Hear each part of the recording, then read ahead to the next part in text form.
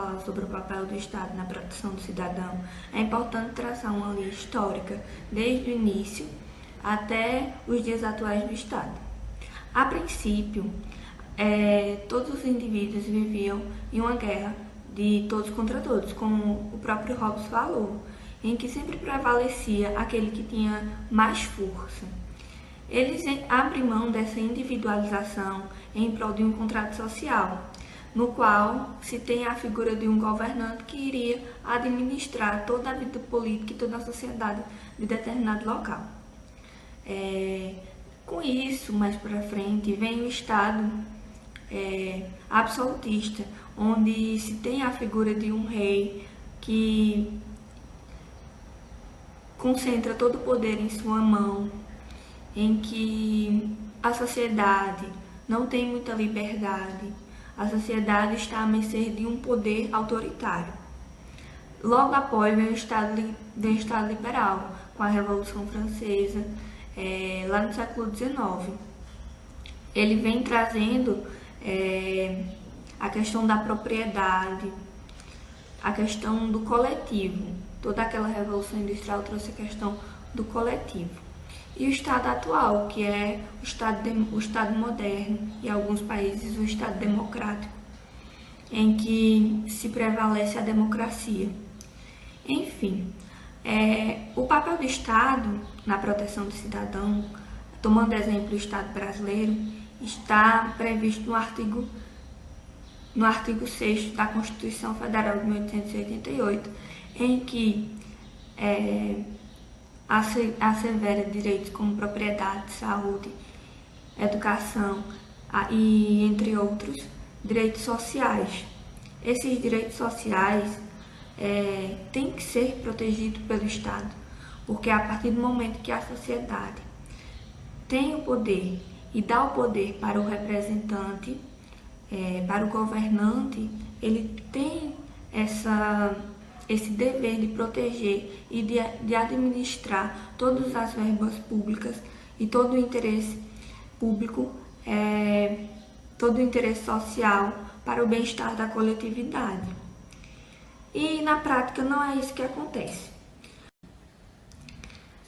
Em que o Estado brasileiro tem toda a corrupção, esses direitos sociais ou são usurpados ou se tem em péssima qualidade. Também existiu na Europa, na Alemanha naquele tempo, em que o papel do Estado é proteger o cidadão. E não foi isso que ele fez. Ele permitiu que atrocidades como as loucuras de Hitler, a eugenia, acontecessem. Enfim, o papel do Estado é proteger o cidadão, pois o cidadão e toda a sociedade dá esse poder ao Estado para que ele administre toda a coletividade e toda a sociedade.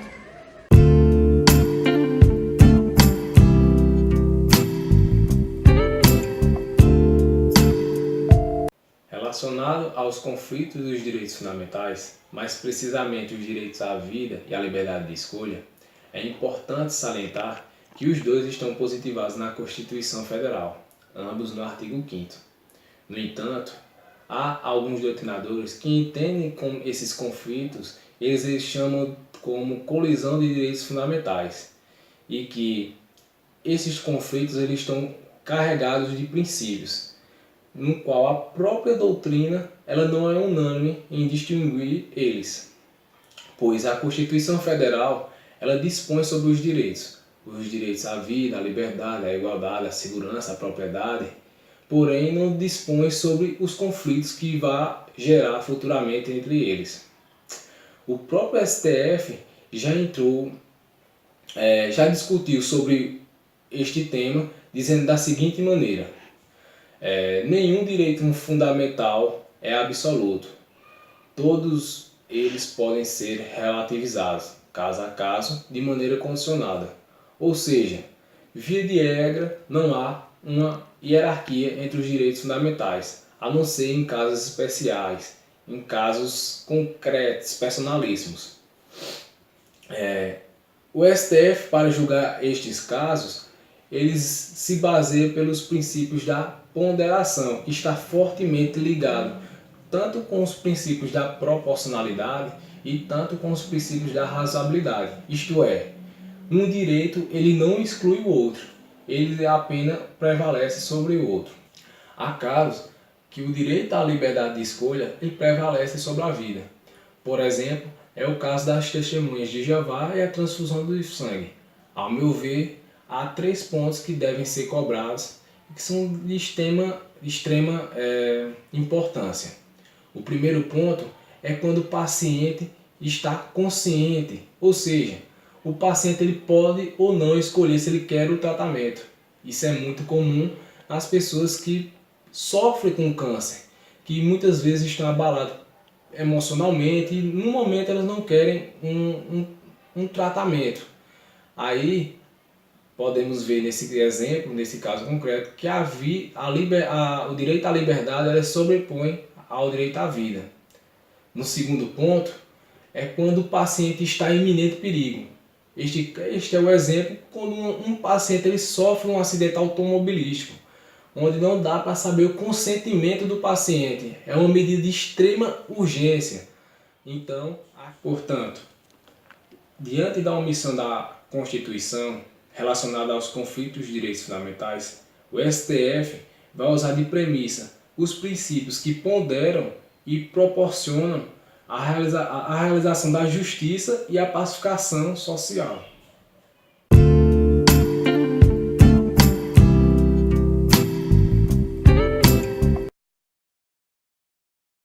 Bem, como vimos, como meus colegas falaram no decorrer deste vídeo, as questões sobre o Estado e o cidadão, os deveres e os direitos das pessoas para com o Estado e vice-versa, temos também que ter na cabeça a ideia de direitos fundamentais e garantias fundamentais. E o que seriam isso?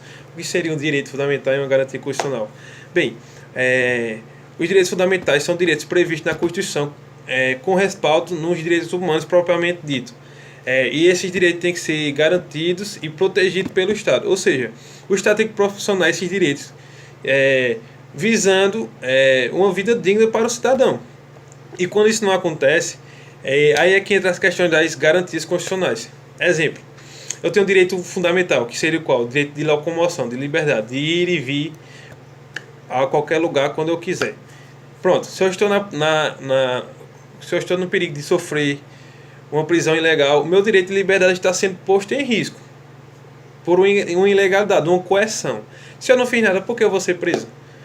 Mas se isso acontecer, o que eu posso fazer? O que eu posso fazer é usar uma garantia, que seria qual essa garantia? Seria o habeas corpus, para proteger meu direito à liberdade.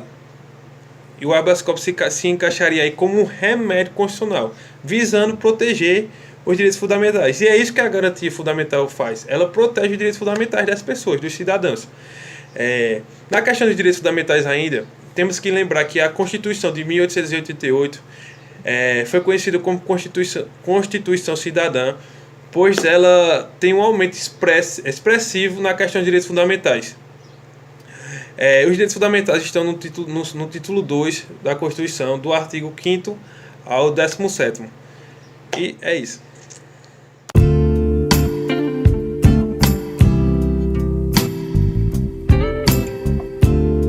Agora que já vimos as questões de direitos fundamentais e garantias fundamentais, podemos adentrar na ideia do princípio da reserva do possível. O que seria esse princípio? O que é que ele visa proteger na sua atuação? Esse princípio ele visa regulamentar a atuação do Estado quando ele se propõe, quando o Estado se propõe a realizar algum direito, basicamente direito social. Então, quando o Estado se propõe a realizar um direito social, por exemplo, construir hospitais, construir escolas, esse princípio entra em ação visando a questão orçamentária do Estado. Porque para ele o Estado não pode realizar um direito se o seu orçamento não permitir. Outro princípio que meio que colide com esse princípio da reserva do possível é o princípio do mínimo essencial. Esse princípio do mínimo essencial diz que você, como cidadão, necessita de direitos mínimos para ter uma vida digna em sociedade. E ao dizer isso, ele meio que obriga o Estado a lhe proporcionar isso. Proporcionar esses direitos.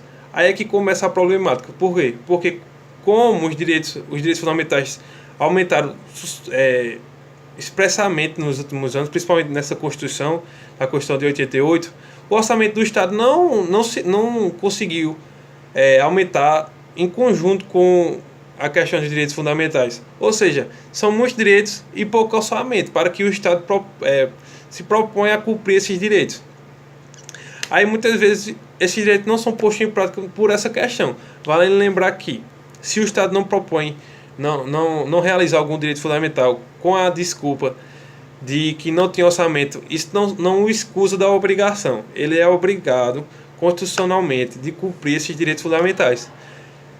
O que a gente pode fazer como cidadão, se você se sente prejudicado porque o Estado não lhe supriu um direito fundamental que a Constituição lhe protege, você pode entrar em juízo e provar que o seu direito não foi